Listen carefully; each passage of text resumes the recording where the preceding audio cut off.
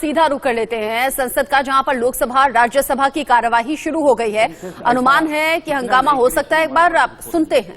मगर जो आदरणीय मंत्री जी बता रहे थे, मैं बताना चाहता हूं, एम्प्लॉयमेंट के बारे में कंपैरेटिवली नॉर्थ ईस्ट के जो जितने भी माइग्रेंट जाते हैं, अभी अदर स्टेट से कंपेयर किए तो आप बिहार, झारखंड और उत्तर प्रदेश जैसे अलग अलग स्टेट से कंपेयर किए तो नॉर्थ ईस्ट का माइग्रेशन बहुत कम है।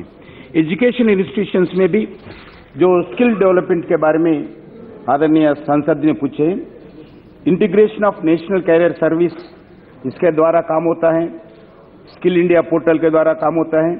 उसमें मेरे पास नंबर बहुत है। आत्मनिर्भर भारत रोजगार योजना के अंदर काम होता है लेबर डिपार्टमेंट का।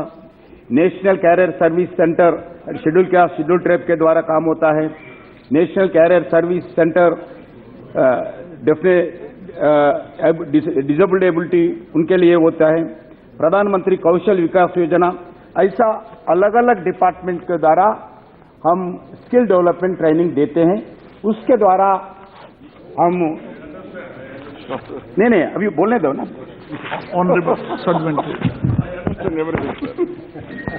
So only thing minister says, he set some strategies.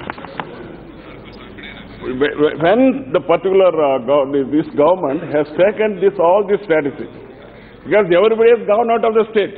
Now, you suppose if you go and search for people who are not having any employment opportunity, definitely it will be very small only.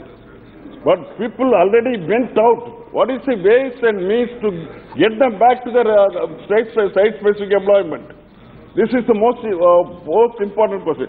He said some portal. The Home Ministry has made some, advancing Northeast. To improve the Northeast, they have created a portal, just like you have given a portal for us. Just like that portal has been provided. And in that, one-stop solution. What is meant by one-stop solution? Nobody knows what is the one-stop solution. What are the solutions to be made? What is the achievement made? The minister has to answer site-specific. There are 7 sisters are there. There are 7 states plus Assam. 8 states are there. Site-specific answer should be given. Otherwise, there is no meaning. Just we will be wasting the time. अध्यक्ष जी, मैं फिर एक बात दोहराना चाहता हूं।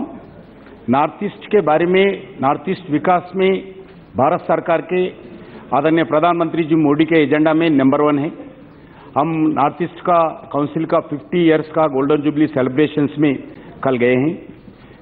आज प्रधानमंत्री बनने के बाद 50 टाइम्स आदरणीय प्रधानमंत्री नॉर्थ ईस्ट को विजिट किया है। कल भी वही सारा 50 टाइम्स विजिट किया है। और अभी तक कोई प्राइम मिनिस्टर नहीं गए। नॉर्थ ईस्ट काउंसिल का जो मीटिंग था, क्योंकि आप पूछ रहे हैं नॉर्थ ईस्ट के इम्पोर्टेंस, सुनिए नॉर्थ ईस्ट का इम्पोर्टेंस।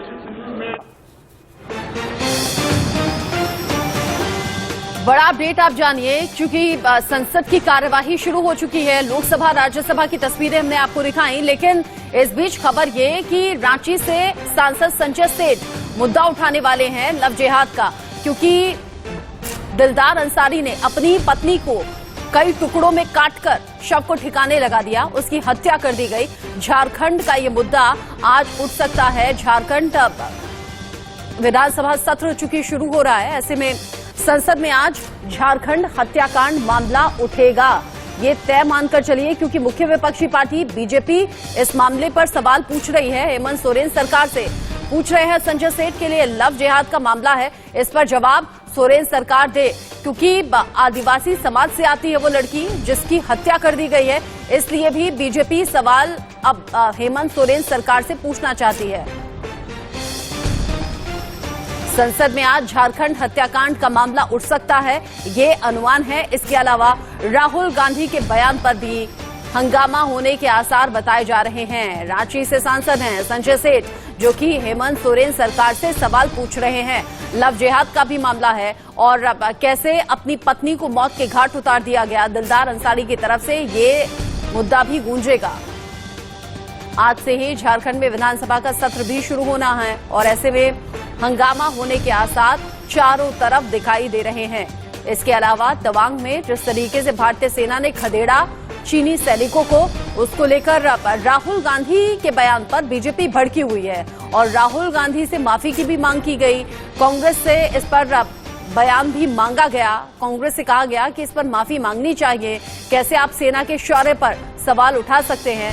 इन सभी ऐसे मसलों पर आज लोकसभा राज्यसभा में हंगामे की गूंज सुनाई दे सकती है। हालांकि अभी तक शांतिपूर्ण तरीके से कार्यवाही जारी है।